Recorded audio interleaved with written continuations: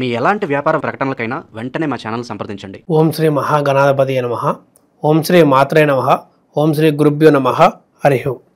వీక్షణ మహాశయులకు నా నమస్కారములు. ఇప్పుడు 10వ రాశి అయిన మకర రాశి వారికి ఈ యొక్క సెప్టెంబర్ నెల 2025 ఏ విధమైన గ్రహాలు గోచరిస్తున్నాయి, ఎటువంటి జాగ్రత్తలు తీసుకోవాలి, ఏమి చేయగలిగితే వీళ్ళకి అన్నింటా శుభ ఫలితాలు కలుగుతాయి, మనం ఈ యొక్క కార్యక్రమం ద్వారా తెలుసుకునే ప్రయత్నం చేద్దాం. మకర రాశి అనగా ఉత్తరాషాఢ 2, 3, 4 పాదములు, శ్రావణం 1, 2, 3, 4 పాదములు, ధనిష్ట 1, 2 పాదములు కలిస్తే ఈ యొక్క మకర రాశి అవుతుంది. ఈ రాశి యొక్క అధిపతి శనిగ్రహము.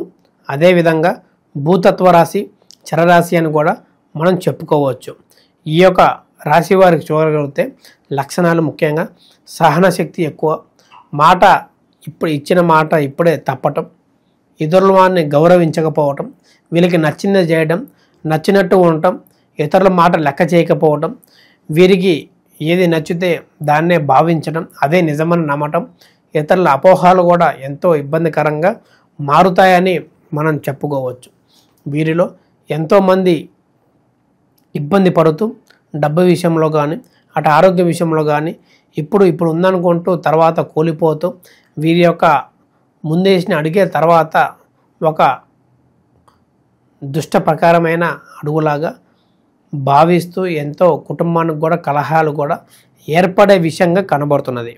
ఈ యొక్క రాశి వారికి ముఖ్యంగా చూడగలిగితే ఉద్యోగ విషయంలో ఇప్పుడు ఎవరైతే చేస్తున్నారో సహ ఉద్యోగులతో కానీ లేదా పై అధికారుల మేనేజర్లతో కానీ ఎంతో బ్యాడ్ ఇంప్రెషన్ కలుగుతూ వీరి మీద ఏది లేకపోయినా ఇతరులు అపోహతో ఈయన ఉంది లేనట్టు, లేనిది ఉన్నట్టు ఇతని మీద ఎంతో ఘర్షణతో ఇక్కడి నుంచి బయటికి పంపించే అంత అపోహలు వీరిపై కలిగించే విధంగా కనబడుతుంది. కాబట్టి ఉద్యోగం చేసేవాళ్ళు చాలా జాగ్రత్తగా ఉండటం, ఏది మంచి ఏది చెడు, ఎవరు మన పక్కన ఉన్నవాళ్ళు మంచా చెడా అనేది తెలుసుకునే విధంగా ముందుకు వెళ్ళటం కూడా వీరికి శుభ ఫలితాలు కలుగుతాయని కూడా చెప్పుకోవచ్చు. ఈ యొక్క ఉద్యోగంలో కూడా ప్రమోషన్ కోసం వేచి చూస్తున్న వారికి కూడా ఈ యొక్క 2-3 నెలల పాటు ఇంకా ప్రమోషన్ రాక ఈ యొక్క సంవత్సరం మొత్తం అదేవిధంగా కొనసాగుతుంది. నిరాశ మీకు కలుగుతుందని చెప్పుకోవచ్చు. భార్యాభర్తల మధ్యలో కూడా ఈ యొక్క డబ్బు విషయంలో కలహాలు రావడం, పక్కన వాళ్ళు ఈ విధంగా ఉన్నారు, మనం ఈ విధంగా లేము, మనకి ఒక డబ్బు పరంగా లేదని చెప్పి గొడవలు పెట్టుకోవటం, వాటిని రచ్చ చేసుకోవటం, ఎన్నో విధాలుగా దూరం అవ్వటం వల్ల కూడా ఈ యొక్క కారణాలే చాలా వరకు ఏర్పడుతూ ఉంటాయి. అవి జాగ్రత్త చేసుకోవటం వల్ల కూడా వీరికి మంచిదని మనం చెప్పుకోవచ్చు. అదేవిధంగా ఈ యొక్క గృహం ఎవరైతే ప్రారంభిద్దాం అనుకుంటున్నారో మనకంటూ ఒక సొంత ఇల్లు ఉండాలి.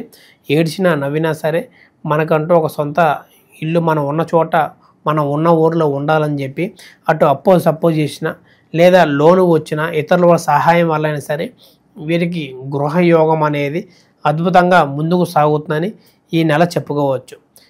ఈ యొక్క నెల దాటితే తర్వాత మళ్ళీ కష్టాలు ఏర్పడే విషయంగా వీరికి కనబడుతుంది. వచ్చిన డబ్బు కొంత వృధా ఖర్చు అయ్యి అటు పిల్లల చదువులకు కానీ లేదా పెళ్ళిళ్ళకి కానీ ఉపయోగించుకునే విధంగా కనబడుతుంది. ఇప్పుడు బ్యాలెన్స్ చేసుకుందాం అని అనుకున్నా సరే తర్వాత కొన్ని ముప్పులు ఏర్పడి ఎంతో దారి తీసే విధంగా కనబడుతుంది. కాబట్టి వచ్చిన డబ్బుని జాగ్రత్త చేసుకొని సేవ్ చేసుకొని లాకర్లో భద్రంగా ఉంచుకోవడం అంటే చేసుకుంటే తర్వాత నిర్మించేటప్పుడు ఒకటికి ఒకటి తోడయ్యి ఆ నిర్మాణం కూడా విజయవంతంగా పూర్తి చేస్తారు, ఎటువంటి ఆటంకాలు లేకుండా. కానీ పని ఒత్తిడి ఎక్కువయ్యి ఈ యొక్క పని వాళ్ళు కానీ వాళ్ళ వల్ల ఎంతో నష్టపోయి చెమట వచ్చినా సరే లాభం లేకుండా విధంగా కనబడుతుంది. కాబట్టి జాగ్రత్త చేసుకోవటం మంచిది. మరియు వ్యాపారం ఎవరైతే ఇప్పుడు కొత్తగా ప్రారంభిద్దాం అనుకుంటున్నారో వారు కొంత నిదానపడి పెద్దల సలహా తీసుకొని ఏ వ్యాపారం చేయగలిగితే మనకి లాభాలు పొందుతాయి, ఎవరి మాట లెక్క చేయకుండా పెట్టిన తర్వాత నష్టాలు చేయి చూసే కంటే ముందుగానే వాళ్ళ మాట విని ఏమి చేస్తే బాగుంటుంది ఏమిటి అనేది 1-2 సార్లు ఆలోచిస్తూ వాళ్ళ నిర్ణయాన్ని గౌరవిస్తూ ఏది మంచి ఏది చెడు తెలుసుకొని ముందుకెళ్ళటం వల్ల మంచిది. లేకపోతే ఊబిలో ఇరుక్కున్న తర్వాత మళ్ళీ బయటికి రావడం చాలా కష్టం. కాబట్టి ఒకసారి డబ్బు నష్టపోయిన తర్వాత మళ్ళీ సంపాదించడం, మళ్ళీ దానికంటూ నిర్మాణం చేయటం కూడా మన నలుగురిలో పేరు పోయిన తర్వాత మళ్ళీ తిరిగి రాదని మనం చెప్పుకోవచ్చు. వివాహ ప్రయత్నాలు కూడా ఈ యొక్క నెల మొత్తం అద్భుతంగా వీరికి యోగిస్తాయి.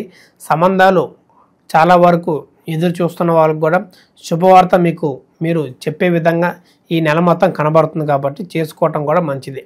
మరియు ఈ యొక్క రాశి వారికి ముఖ్యంగా అక్రమ సంబంధాల వల్ల ఎన్నో ఇబ్బందులు ఏర్పడే విషయం కనబడుతుంది. ఎవరైతే అక్రమ సంబంధాలు ఇప్పుడు పాల్గొంటున్నారో అవి దూరంగా ఉంచి కుటుంబాన్ని ఎప్పటి నుంచైనా మంచిగా చూసుకొని వాటిని రోడ్డు అవతలే ఉంచే విధంగా చేయగలిగితే మీరు మీ కుటుంబం పిల్ల పాపలు మంచిగా సంతోషంగా ఈ యొక్క జీవితం మొత్తం కొనసాగుతారని మనం చెప్పుకోవచ్చు.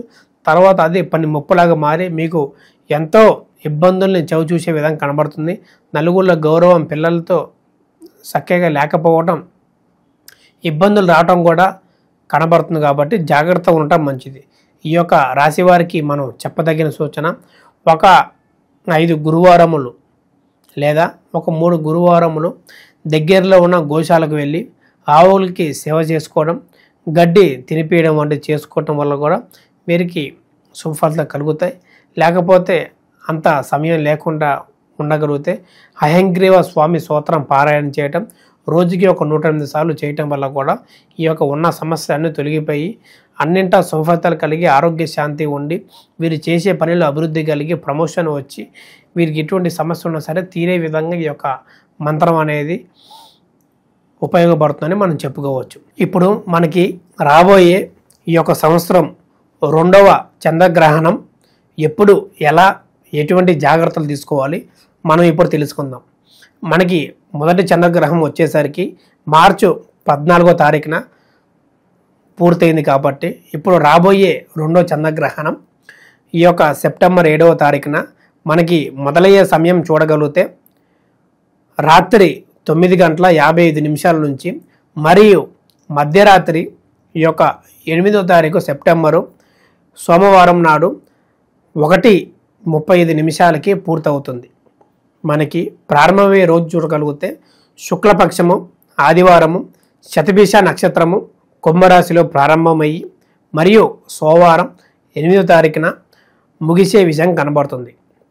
ఈ యొక్క చంద్రగ్రహంలో మన ముఖ్యంగా చూడగలిగితే అసలు ఎందువల్ల ఏమిటి చూడగలిగితే ఈ యొక్క సూర్యకిరణాలు అనేది మనొక చంద్రుని మీద పడకుండా భూమి మధ్యలో నిలుస్తూ ఆ ఒక సూర్యుని కిరణాలు అడ్డుగా నుంచొని ఆ ఒక చంద్రుడిని కప్పేస్తూ ఆ ఒక కిరణాలు భూమి మీద పడకుండా ఈ యొక్క 3:30 వరకు అడ్డుకుంటూ చంద్రగ్రహం అని మనం చెప్పుకోవచ్చు.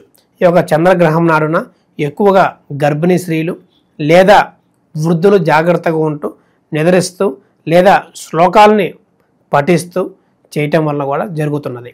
ఈ యొక్క చంద్రగ్రహం వలన ఎటువంటి ప్రమాదం లేదా రాసులకి ప్రమాదం అనేది చాలామంది చెబుతూ ఉంటారు. వాటి నేటిని పట్టించుకోకుండా మీ పనులు మీరు చేసుకుంటూ వారికి ఎక్కువగా ప్రభావం చూపదని మనం చెప్పుకోవచ్చు. ఈ యొక్క గ్రహణం దాదాపు చూడగలిగితే 3:30 వరకు ఉంటుంది కాబట్టి ఈ యొక్క 9:30 వరకే నిద్రిస్తే ఎటువంటి ఇబ్బంది లేదని చెప్పుకోవచ్చు. తెల్లవారుజామున లేచిన వెంటనే తలస్నానం చేసి శివాలయం దర్శనం చేసుకొని శివాభిషేకం చేసుకోవటం వల్ల కూడా వీరికి శుభ ఫలితాలు కలుగుతూ అన్నింటా బాగుంటుందని మనం చెప్పుకోవచ్చు. దాన్నే పాటిస్తూ ఎటువంటి అనుమానాలు ఎటువంటి శాంతులు చెప్పినా సరే చేసుకోకుండా జాగ్రత్తగా ఉంటూ దీని ప్రభావం ఎక్కువగా భూమి మీద పడకుండా మనుషులు ఎవరికి పడకుండా ఉంటుందని మనం చెప్పదగిన సూచన. మరియు మీకు ఎటువంటి సలహాలు కావాలన్నా ఎటువంటి ఆచారాలు పాటించాలన్నా మా ఒక కింద కనబడుతున్న నెంబర్కి సంప్రదించి అపాయింట్మెంట్ తీసుకొని మీ యొక్క వ్యక్తిగత జాతకాన్ని తెలుసుకొని ఎటువంటి సమస్యలతో బాధపడుతున్నా సరే వాటి యొక్క చక్కని పరిహారం మార్గాన్ని తెలుసుకొని ముందుకు వెళ్ళటం వంటిది చేసుకోండి. ఈ యొక్క రాశి ఫలాలు అనేది దాదాపు 50 నుంచి 70% వరకు ఫలిస్తుంది. మరియు పూర్తిగా తెలుసుకోవాలనుకున్నా మా ఒక నంబర్కి సంప్రదించి మీ యొక్క సందేహాలు ఏదైనా సరే ఎటువంటి సమస్యకైనా సరే చక్కని పరిహారం అనేది చూపబోతాం. శుభం. లోకా సమస్త సుఖినో భవంతు.